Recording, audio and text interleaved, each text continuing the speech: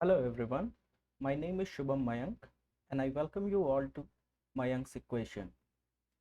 मैं आपके सामने लेकर के आने वाला हूँ क्लास 10th मैथमेटिक्स की पूरी सीरीज़ जिसमें हम पूरा का पूरा कोर्स कवर करने वाले हैं, सारा का सारा सिलेबस। और आज की हमारी पहली लेक्चर होगी पहले चैप्टर पे जो कि है real numbers.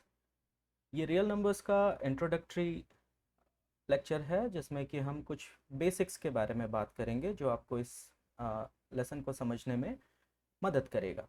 So please be with me और आज की क्लास शुरू करते हैं। So the very first chapter in your syllabus is named as real numbers. Now in general we know the meaning of the word real and we also know the meaning of the word numbers, but when it comes to mathematics, जब mathematics की बात आती है तो do we really know these things, इन चीज़ों का मतलब क्या है। तो इसको समझने के लिए हम लोग सबसे पहले शुरू करेंगे, जानने की कोशिश करेंगे कि आखिरकार नंबर्स एक्चुअली में होते क्या है ना। सो हम सभी के अंदर एक अंडरस्टैंडिंग बनी हुई है कि नंबर किसे कहते हैं। अगर मैं कहूँ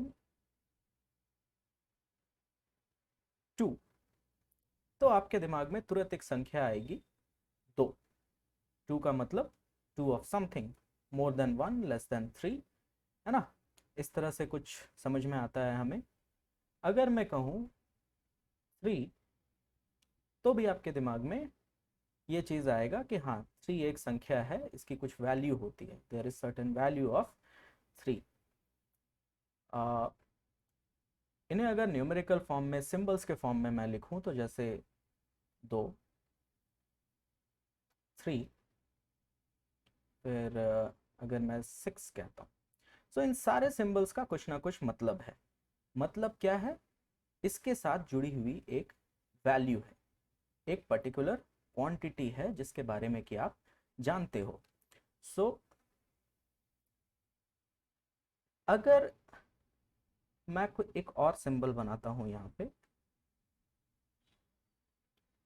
सो जो लोग आ, हिंदी अंकों से वाकिफ हैं वो तो पहचान जाएंगे कि हाँ इसका मतलब 6 है। दिस इज 6 और इसे हम पढ़ते हैं 6, है ना। अगर मैं यहाँ पर लिखूं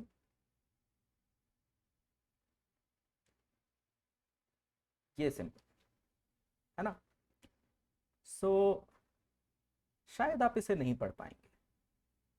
दरअसल ये 6 ही है, it is actually 6 in Mandarin. Mandarin एक भाषा है जो कि चाइना, जापान, इन सारे देशों में प्रचलित है। This is very popular language, one of the most commonly use languages in our world. और इसे मैंडरिन में हम पढ़ते हैं एज लियो, बट इसका मतलब वही होता है 6, है ना। सो एक ही नंबर के इतने सारे आकार देखे, अलग अलग भाषाओं में 6 को अलग तरीके से लिखा जाता होगा। मेरा कहने का मतलब ये है कि नंबर्स को हम रिप्रेजेंट करते हैं सिंबल्स की मदद से, है ना। और इन सिंबल्स के साथ एक नोन क्वांटिटी एसोसिएटेड होती है ना। इन शॉर्ट हम कह सकते हैं कि कोई भी नंबर एक नोन क्वांटिटी होती है जिसे कि रिप्रेजेंट किया जाता है with the help of a symbol, है ना। Numbers contain two things, a known quantity and a symbol, है ना। जो स्टैंडर्ड डेफिनेशन है हमारा नंबर्स का, वो कहता है a number is an arithmetic value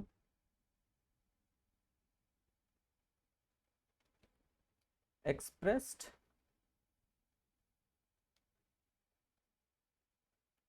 by a word,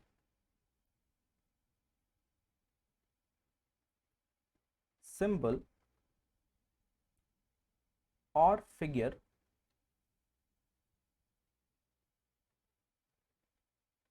representing a particular quantity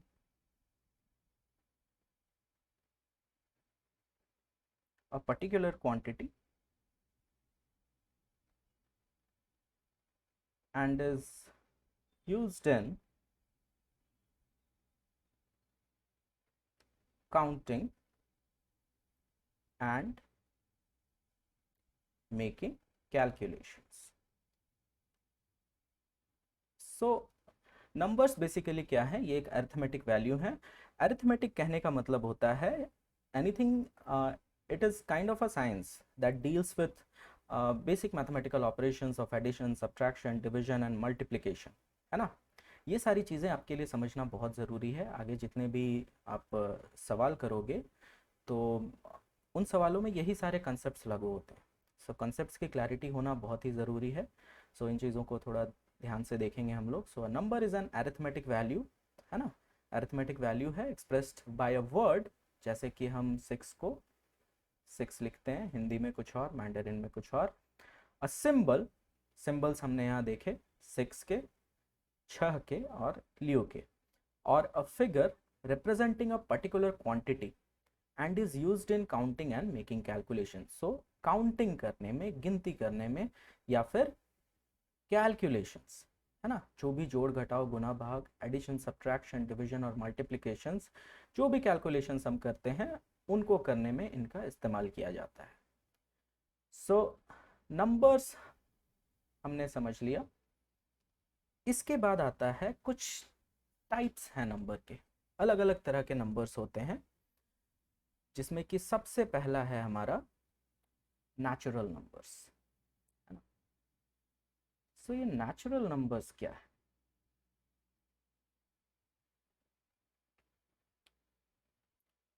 जो स्टूडेंट्स 10th क्लास में हैं उन्हें तो पता होगा, आपने पिछली क्लास में पढ़ा होगा, है ना.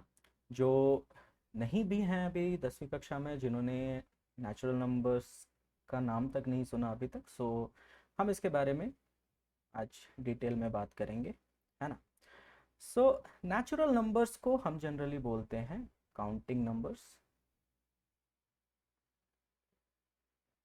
काउंटिंग नंबर्स, या फिर बहुत जगह इन्हें डिफाइन किया जाता है as numbers that occur in nature. So numbers occurring in nature. Now इन दोनों डेफिनेशन से हमारा मतलब क्या है ना. देखिए, मैथमेटिक्स की अंडरस्टैंडिंग हमारी आज बहुत ही ऊंचे लेवल पर है ना. जैसे जैसे साइंस का ग्रोथ एंड डेवलपमेंट हुआ ह्यूमन सोसाइटी में, वैसे ही नंबर्स का ही आइडिया और मैथ्स की जो नॉलेज है हमारी, वो आगे बढ़ती चली गई, है ना. सो अगर हम अपने आप को थोड़ा पीछे ले जाएं, है ना, और सोचने की कोशिश करें कि मैथमेटिक्स की एक्चुअली शुरुआत कहाँ से हुई होगी, है ना. सो अंकों की, नोन क्वांटिटीज़ की सोच समझ, सूझबूझ जब इंसान के अंदर डेवलप हुई, तो हम मान सकते हैं कि हाँ, वहीं से मैथमेटिक्स की शुरुआत हुई थी. तो सबसे शुरू में जिस किसी भी इंसान को ये सोच समझ हुई होगी कि हाँ, कोई एक वस्तु या एक सामान दो से अलग है ना, या तीन से अलग है, या चार पांच से अलग है, ठीक है. इस अंतर की समझ ही हमारे, ये जो डिफरेंस है, understanding of this difference was basically the first step in understanding numbers, है ना. So we can say that we basically started with counting, ठीक है. इसीलिए इनको काउंटिंग नंबर्स बोला जाता है. लेकिन इनके बारे में स्पेशल क्या है ना. सो काउंटिंग नंबर्स बेसिकली होते हैं 1 2 3 4, 5, 6 एंड सो ऑन, है ना। अब हम कहते हैं कि these are the numbers that occur in nature. Now इसका क्या मतलब है? इसका मतलब है कि नेचर यानी कि प्रकृति में जो नंबर्स प्रेजेंट हैं, कहने का मतलब अगर आप अपने चारों तरफ नज़र घुमा करके देखो तो आपको जो अलग अलग चीज़ें नज़र आएंगी, जैसे कि पेड़ों की बात करते हैं, वी टॉक अबाउट ट्रीज, है ना। सो आप गिन सकते हो 1 ट्री, 2 ट्रीज, 3 ट्रीज, 4 ट्रीज, है ना। लेकिन अगर मैं आपसे कहूँ कि मुझे गिनती करके दिखाओ 2.73 trees, now you won't be able to do this. आप ये काम नहीं कर पाएंगे, है ना। अगर मैं आपको कहूँ कि 3.5 ट्रीज गिन करके दिखाओ, आप ये काम नहीं कर पाएंगे, ठीक है। दूसरा एग्जाम्पल लेते हैं। अगर आप अपने घर की छत पे खड़े हो और आपने बिल्डिंग्स गिनना शुरू किया एक पर्टिकुलर एरिया में, आपने गिनना शुरू किया 1 building, 2 building, 3 building and so on. अगर मैं आपसे कहूँ कि मुझे -3 बिल्डिंग्स दिखाओ, आप ये काम कर पाओगे? नहीं कर पाओगे, क्योंकि ये संख्या हमारे आसपास एग्जिस्ट नहीं करती, है ना। अगर मैं आपसे कहूँ कि मुझे -5 ट्रीज दिखाओ, आप नहीं दिखा पाओगे, है ना। इनफैक्ट अगर मैं आपसे पूछूं कि मुझे 0 ट्रीज दिखाओ, दिस इज नॉट पॉसिबल, है ना। 0 ट्रीज एक्चुअली नेचर में एग्जिस्ट करती ही नहीं, है ना।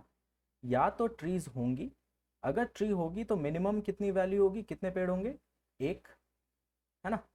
एक से कम हो नहीं सकता, ठीक है। एक से ज्यादा कितना होगा?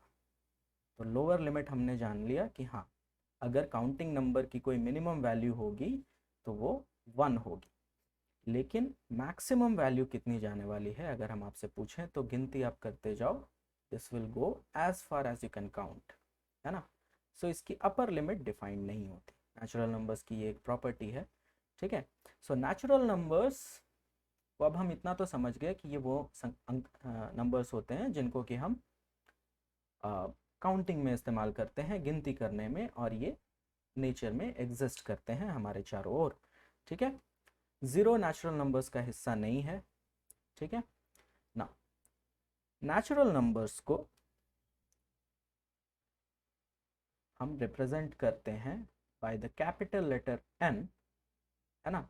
और सेट थ्योरी में इसको बताया जाता है as the set of numbers 1, 2, 3, 4, 5 and so on, है ना। सो ये डॉट डॉट डॉट जो मैंने लगाया है, this is basically it denotes that this series will continue on till infinity, ठीक है। नेचुरल नंबर्स की अब कुछ प्रॉपर्टीज देख लेते हैं। फर्स्ट ऑफ ऑल हमने यहाँ पर देखा जैसे -3 बिल्डिंग्स, -5 ट्रीज हम नहीं देख सकते। So natural numbers are positive, है ना। ये एक बात पक्की है that natural numbers are positive. और हमने अभी देखा कि 2.73 ट्रीज, 3.5 ट्रीज, अगर मैं बोलूँ मुझे 4/3 ट्रीज देखने हैं तो ये भी पॉसिबल नहीं है। सो हम कह सकते हैं कि नेचुरल नंबर्स में decimals and fractions are not included, है ना। सो ये हमारा नेचुरल नंबर्स था, ठीक है। 1, 2, 3, 4, 5 and so on up till infinity, all are natural numbers excluding decimals and fractions, ठीक है। और ये सारे के सारे पॉजिटिव नंबर्स होते हैं, negative numbers and non zero numbers, है ना। So these are positive and non zero we can say. Now natural numbers के बाद आते हैं होल नंबर्स। नाउ ये होल नंबर्स क्या चीज है ना। So whole numbers are basically, इनकी डेफिनेशन होती है जो सिंपलेस्ट तरीके से समझाया जाता है वो ये है कि whole numbers are set of natural numbers and zero, है ना। नेचुरल नंबर्स के साथ ज़ीरो को भी अगर रख लिया जाए तो जो ग्रुप बनता है नंबर्स का वो होल नंबर्स है ना। तो होल नंबर्स को अगर आप दूसरे तरीके से डिफाइन करना चाहो, more specific precise definition, then it will be whole numbers are a set of all non-negative numbers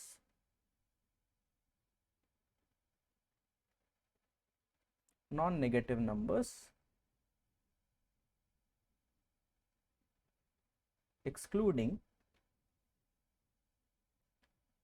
decimals or fractions.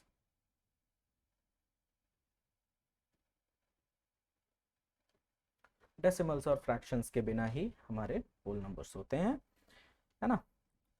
Whole numbers को डिनोट किया जाता है बाय कैपिटल लेटर W, और इसको कुछ इस तरह से लिखा जाता है set of 0 1 2 3 4 and so on, ठीक है ना। इनकी कुछ प्रॉपर्टीज है, जैसे कि they contain all positive integers,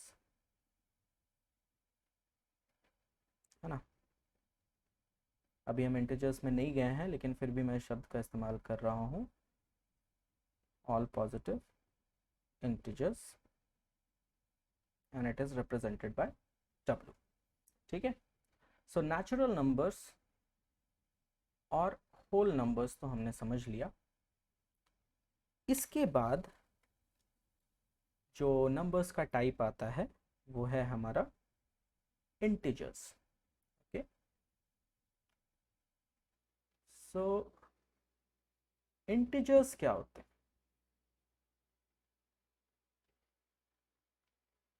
integers, so integers are basically defined as set of all positive numbers and their additive inverses, है ना। सो एडिटिव इन्वर्सेस क्या चीज़ होती है? एडिटिव इन्वर्स आप लोगों ने शायद पहले भी पढ़ा होगा, मैं फिर से रिपीट कर रहा हूँ। सो एडिटिव इन्वर्सेस आर, सपोज करो for a number x,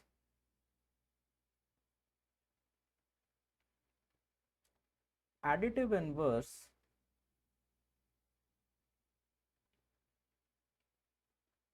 is the number that when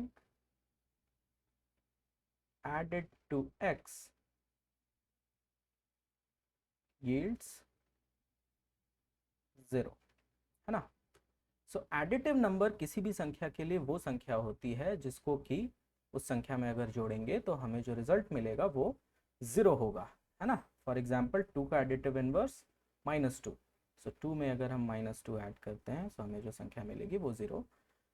4 का एडिटिव इनवर्स -4, इन दोनों को जोड़ेंगे तो जो संख्या हमें मिलेगी 0, है ना। So additive inverses of all positive numbers कहने का मतलब हुआ कि हम बात कर रहे हैं किनकी? नेगेटिव इंटीजर्स की, है ना।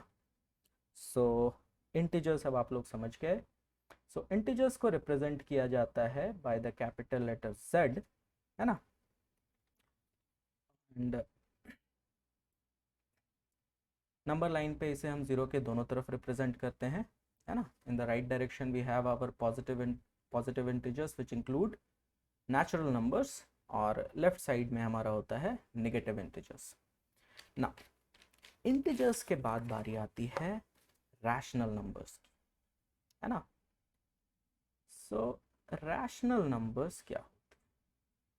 What are rational numbers? ठीक है। सो रैशनल नंबर्स,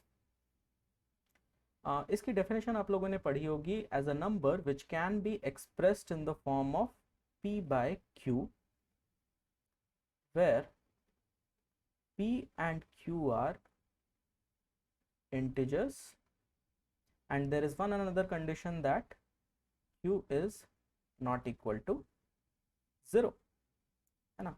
कहने का मतलब हुआ कोई भी एक ऐसी संख्या जिसे कि हम p बाई क्यू के फॉर्म में रिप्रेजेंट कर सकें, यानी कि दो इंटीजर्स के रेशियो के फॉर्म में रिप्रेजेंट कर सकें, है ना। शर्त बस ये है कि हमारा डिनोमिनेटर जीरो नहीं होना चाहिए। अगर डिनोमिनेटर जीरो होगा तो क्या होगा, जो क्वांटिटी है हमारी fraction, that will be undefined, है ना। Anything upon zero is undefined, ठीक है, we treat it as an infinity value, ठीक है। सो ये दो क्राइटेरिया हैं रैशनल नंबर्स के लिए। अब इसका मतलब क्या होता है ना। देखिए, इस नंबर का जो नाम है रैशनल नंबर्स, तो रैशनल का मतलब क्या होता है ना। रैशनल मीन्स लॉजिकल, ठीक है। जैसे आप अगर अपने दोस्त से बहस कर रहे हो, आपका दोस्त बोल रहा है कि कल रात को मैं हवा में उड़ रहा था, तो आप अपने दोस्त को बोलोगे कि थोड़ा रैशनल होकर के बात करो यार, है ना। So rationality is that thing that carries some logic. Mathematics में रैशनैलिटी का मतलब होता है something that has a fixed value, है ना, जिसकी वैल्यू आप असरटेन कर पाओ, दैट इज रैशनल, ठीक है। मैथमेटिक्स की पूरी सोच समझ रैशनैलिटी वैल्यूज़ पर ही टिकी हुई है ना। किसी चीज़ की अगर आप वैल्यू जानते हो तो आप उसे अच्छी तरीके से समझ सकते हो, अगर नहीं जानते हो तो फिर मुश्किल है ना।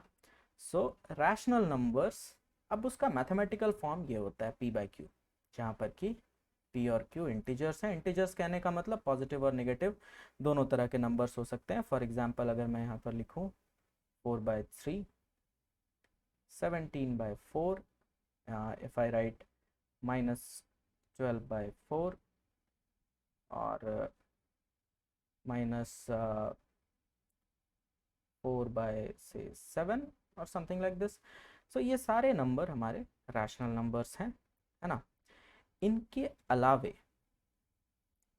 अलावे all integers are also rational number. ये बड़ा इंपॉर्टेंट कॉन्सेप्ट है, ये सारे लोग याद रखेंगे। All integers are rational numbers, है ना। सारे इंटीजर्स रैशनल नंबर्स होते हैं। सो नाउ अब आप पूछोगे कि इंटीजर्स रैशनल नंबर कैसे हो सकते हैं। सो अगर मैं यहाँ पे लिखता हूँ 5, 5 को लिखा जा सकता है एज 5/1, 3 को हम लिख सकते हैं 3/1, -7 को हम लिख सकते हैं -7/1। ये तीनों के तीनों हमारे p बाई क्यू के फॉर्म में है ना। जहाँ p और q इंटीजर्स हैं, यहाँ p की वैल्यू 5 है, q 1, यहाँ p की वैल्यू 3 है, q की 1, और यहाँ पे p की वैल्यू -7 है और q की 1, है ना। और दूसरा कंडीशन भी सेटिस्फाई हो रहा है हमारा कि q 0 नहीं है, ठीक है ना। जब फ्रैक्शन के फॉर्म में लिखते हैं तो आपको पता होगा कि फ्रैक्शन में जब न्यूमरेटर को डिनोमिनेटर से डिवाइड किया जाता है तो हमारे पास एक वैल्यू आती है जो जनरली या तो एक नंबर होगी या फिर कोई डेसिमल फॉर्म में आएगी, है ना। या तो होल नंबर आएगा या फिर डेसिमल फॉर्म मिलेगा हमें। सो डेसिमल एक्सप्रेशन के फॉर्म में रैशनल नंबर्स के अंदर हम लोग दो तरह के डेसिमल एक्सपेंशंस को कंसिडर करते हैं, है ना। यानी कि दो तरह के डेसिमल एक्सपेंशंस की वैल्यू फिक्स्ड होती है, ठीक है। जिसमें सबसे पहला है हमारा terminating decimal expansion. Now terminating decimal expansion कहने का मतलब क्या हो गया, जैसा कि इसका नाम है ना। So it means a decimal expansion that terminates मतलब जिस विच हैज एन एंडिंग, जिसकी कोई आखिरी सीमा है ना। So it includes terminating decimals, है ना। For example we can write 17/4, now this is equal to 4.25, है ना। आपको रिमाइंडर यहाँ पे 0 मिल जाएगा, ठीक है। You can also write down 5 by 2. This is equal to 2.5 and so on. इस तरह के बहुत सारे डेसिमल एक्सपेंशंस हो सकते हैं. दूसरे तरह के डेसिमल एक्सपेंशंस जो कि रैशनल नंबर में आते हैं, they are non terminating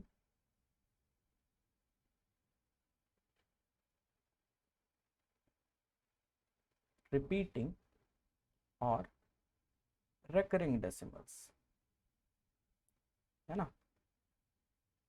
non terminating, repeating और रेकरिंग डेसिमल्स. नाउ ये नॉन टर्मिनेटिंग रिपीटिंग डेसिमल्स किस चीज़ का नाम है? So non terminating repeating decimals जो होते हैं वो बेसिकली ऐसे डेसिमल एक्सपेंशंस होते हैं जिनका डिवीजन कभी रुकता नहीं, है ना, और कोशेंट की वैल्यू आगे तक चलती जाती है, बट कोशेंट में एक कोई संख्या ऐसी होती है या एक ग्रुप ऑफ नंबर्स ऐसे होते हैं या कोई एक पर्टिकुलर नंबर ऐसा होता है जो कि थोड़े समय के बाद अपने आप को रिपीट करता रहता है. तो वैसे डेसिमल्स को हम नॉन टर्मिनेटिंग रिपीटिंग और रेकरिंग डेसिमल्स बोलते हैं. For example 10/3, if you divide it you will get 3.3333 and so on, है ना. सो इसको हम लिखते हैं कुछ इस तरह से 3.12/3. इसका मतलब है कि 3 हमारा रिपीट होता रहेगा. सो सी, अब आप पूछोगे कि इसकी एग्जैक्ट वैल्यू तो हमें पता नहीं, है ना.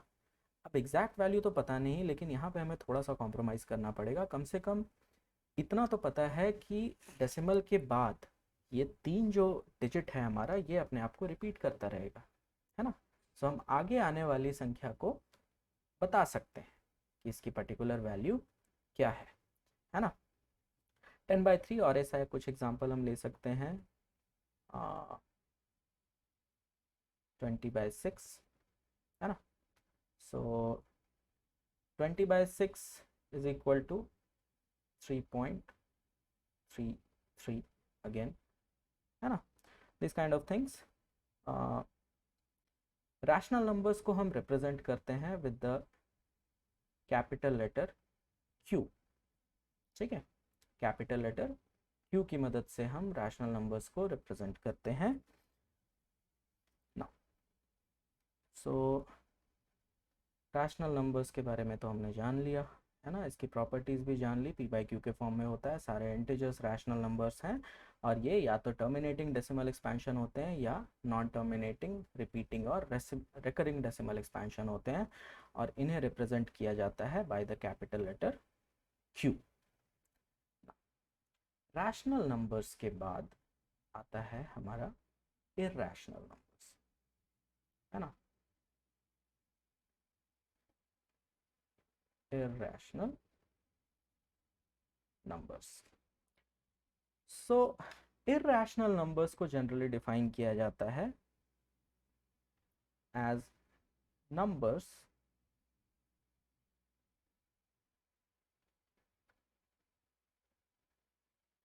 which cannot be expressed as the ratio of two integers. So इसका मतलब क्या है ना. सो कहने का मतलब हो गया, इरैशनल नंबर्स वो नंबर्स होते हैं जिन्हें हम दो इंटीजर्स के रेशियो के फॉर्म में रिप्रेजेंट नहीं कर सकते, यानी कि P/Q के फॉर्म में रिप्रेजेंट नहीं कर सकते. अब इसका मतलब क्या हुआ? तो ये कहने का मतलब ये हुआ कि अगर हम इसे एक रेशियो के फॉर्म में रिप्रेजेंट करेंगे तो उस रेशियो की कभी वैल्यू नहीं आएगी, है ना.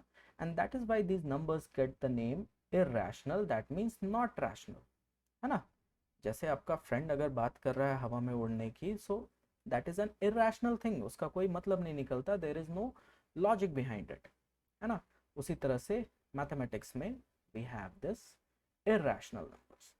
सो irrational numbers don't have a finite value, है ना. they don't have a finite value, or they are the third type of decimal expansion, दो तरह के बारे में तो हमने पहले बात कर ली, terminating and non terminating repeating.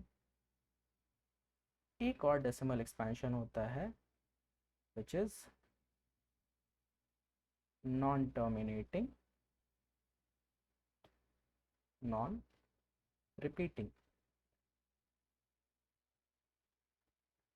है ना। So non terminating non repeating type के डेसिमल एक्सपेंशन होते हैं। नॉन टर्मिनेटिंग नॉन रिपीटिंग कहने का मतलब हो गया वैसे डेसिमल एक्सपेंशंस जिनकी कोई फिक्स्ड वैल्यू होती नहीं, यानी कि डेसिमल एक्सपेंशन के बाद नंबर्स आते जाएंगे, आप कितना भी डिवीजन फर्दर कंटिन्यू करते जाओ और कोई भी एक पैटर्न आपको रिपीटिशन का नहीं मिलेगा। सो आप प्रिडिक्ट भी नहीं कर सकते हो कि इसके बाद कौन सी संख्या आने वाली है, कौन सा नंबर आने वाला है। इसमें हमारा सबसे बड़ा तो एग्जाम्पल है एक पाई, है ना। सो पाई की जो वैल्यू हम लोग लिखते हैं 22/7, that is N approximated value, है ना।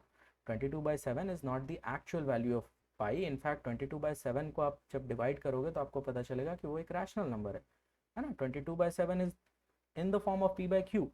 सो इससे कभी कंफ्यूज मत होना, पाई की वैल्यू कुछ अलग होती है। पाई को बेसिकली डिफाइन किया जाता है as the ratio between the circumference of the circle and its diameter and it is applicable to any circle, है ना। किसी भी सर्कल का सर्कमफेरेंस और उसके डायमीटर का रेशियो हमें पाई की वैल्यू देता है। सो इसकी वैल्यू 3.141592653 एंड सो ऑन ऐसे आगे बढ़ते हुए आपको मिलेगी। हम इसकी वैल्यू एज्यूम करते हैं 3.14, जिसे कि हम दिखाते हैं 22/7 से। इसके अलावे जितने भी परफेक्ट स्क्वायर्स हैं, जैसे कि 4 हो गया, फिर 9 हो गया, फिर 16 हो गया, फिर 25 हो गया, फिर 36, जिनका कि स्क्वायर रूट किसी नेचुरल नंबर के फॉर्म में या इंटीजर के फॉर्म में आएगा।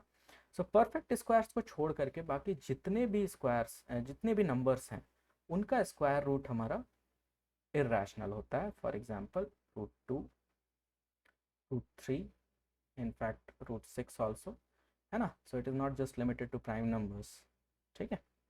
सो they are also irrational numbers, ठीक है। सो इर्रेशनल नंबर्स हमने देख लिया, they have an undefined value, they are of the non terminating non repeating decimal type, इनकी संख्या कभी फिक्स नहीं आती। फॉर एग्जांपल √2 को अगर हम डिफाइन करें, सो √2 की वैल्यू आएगी 1.41412135 and so on. Similarly, √3 is 1.73205080 and so on, है ना। सो हम इनकी अप्रॉक्सीमेटेड वैल्यूज यूज करते आए हैं अभी तक, ठीक है। In reality these numbers don't have an actual value. So irrational numbers के बाद हमारा आता है रियल नंबर्स, है ना। सो अभी तक जितने तरह के भी नंबर्स के बारे में हमने पढ़ा, है ना, non decimal non fraction type सबसे पहले हमने पढ़ा, जिनको कि डेसिमल या फ्रैक्शन वाले नंबर्स जिनमें इंक्लूडेड नहीं होते, उसमें हमारे पास क्या था, 3 types, natural numbers, whole numbers and integers. उसके बाद integers and decimal and fraction type, जिसमें सबसे पहला था रैशनल नंबर्स। रैशनल नंबर्स में हमारे पास 2 डेसिमल एक्सपेंशंस थे, one was terminating, another one was non terminating recurring decimal expansion, और थर्ड था हमारा इर्रेशनल नंबर्स, जिसमें non terminating non repeating decimal expansion था हमारे पास, है ना। सो उसके बाद आता है हमारा रियल नंबर्स। तो इन सारे नंबर्स को अगर एक सेट में आप रख दो, यानी इन सारे नंबर्स को एक ग्रुप में आप रखना चाहो, तो वो ग्रुप जो बनेगा वो है हमारा रियल नंबर्स का, है ना। और रियल नंबर्स को हम डिफाइन करते हैं any number that can be plotted on a number line, है ना। सो एक्चुअली में जिस किसी भी संख्या को हम नंबर लाइन पे दिखा सकते हैं उन्हें हम रियल नंबर्स बोलते हैं। That means these numbers exist for a real, है ना, इनकी एग्जिस्टेंस को हम बता सकते हैं ज्योमेट्रिकली भी, ठीक है। सो रियल नंबर्स को दूसरी तरह से डिफाइन किया जाता है as the set union of rational and irrational numbers, है ना। तो सारे रैशनल और इरैशनल नंबर्स को अगर एक साथ रखा जाए तो वो क्या बनाते हैं, रियल नंबर्स, है ना। तो जिन लोगों को सेट थ्योरी की नॉलेज है, ऐसे तो बहुत बेसिक चीज़ है, तो अगर नहीं भी है तो इसे समझने का सबसे आसान तरीका यही है कि सारे रैशनल और सारे इरैशनल नंबर्स को एक जगह पे अगर आप रख देते हो तो जो नंबर्स आपको मिलेंगे वो सारे रियल नंबर्स हैं, ठीक है। So we can say that they contain natural numbers, whole numbers, integers, then we have terminating, non-terminating, and non-terminating recurring decimal expansions, है ना, recurring decimal expansions, ये सारे रियल नंबर्स हैं। और रियल नंबर्स को हम रिप्रेजेंट करते हैं, they are represented by the capital letter R, ठीक है। सो अगर इसे नंबर लाइन के हेल्प से हम समझना चाहें, सपोज यहाँ पे एक हमारा नंबर लाइन है और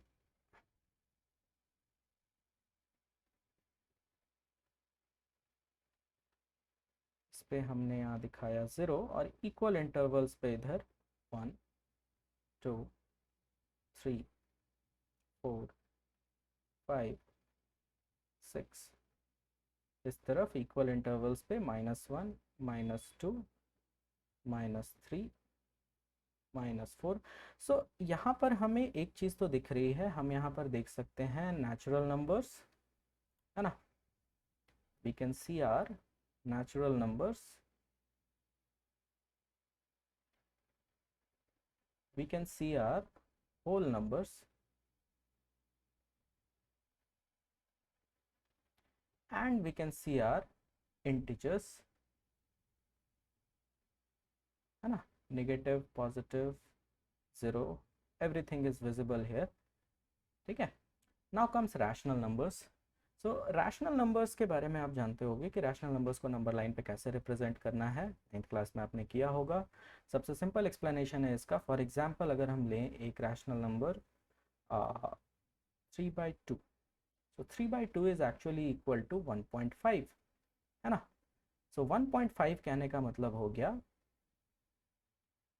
1 and 1/2, है ना, यानी कि 1 और हाफ, कहने का मतलब 1 जो हमारी क्वांटिटी है वो यहाँ तक है, इसके बाद अगर हम हाफ और आगे जंप करें तो हमें क्या मिलेगा 1.5 और 3/2, है ना।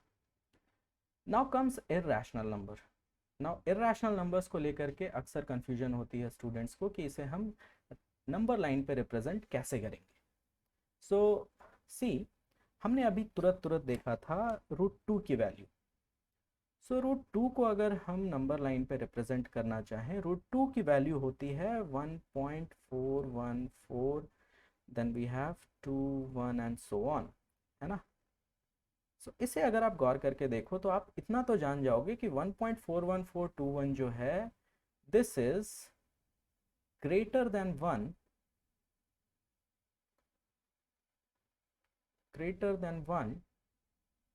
एंड लेस देन 2, है ना। कहने का मतलब हो गया कि इसकी जो पोजीशन होगी वो कहीं यहाँ से लेकर के यहाँ तक के बीच में होगी, ठीक है। आप और ज़्यादा स्पेसिफिक होना चाहते हो तो आप कह सकते हो कि 1.41421 is very close to 1.5, in fact it is in between 1 and 1.5, ये 1 और 1.5 के बीच में है, इसकी वैल्यू अगर आप देखते हो तो ये 1.5 से कम है ना, और 1 से ज़्यादा है, तो इसकी वैल्यू 1 और 1.5 के बीच भी आप कह सकते हो, है ना। So we can actually show irrational numbers on the number line too. ठीक है, सो ये कॉन्सेप्ट्स थे हमारे नंबर्स के बारे में, है ना। सो हमने आज बात की natural numbers, whole numbers, integers, rational numbers, irrational numbers, then we had real numbers, है ना। तो ये बेसिक कॉन्सेप्ट्स था जिनकी आपको ज़रूरत पड़ेगी आगे की क्लासेस में, और अगले लेक्चर में हम बात करेंगे Euclid's division lemma and Euclid's division algorithm की, और उसी के बेसिस पर एक्सरसाइज 1.1 एनसीईआरटी की देखेंगे। सो आपके मन में अगर कोई भी क्वेरीज हो तो प्लीज़ कमेंट बॉक्स में कमेंट करके मुझे बताइएगा। I wish you all the best. Thank you for watching this lecture.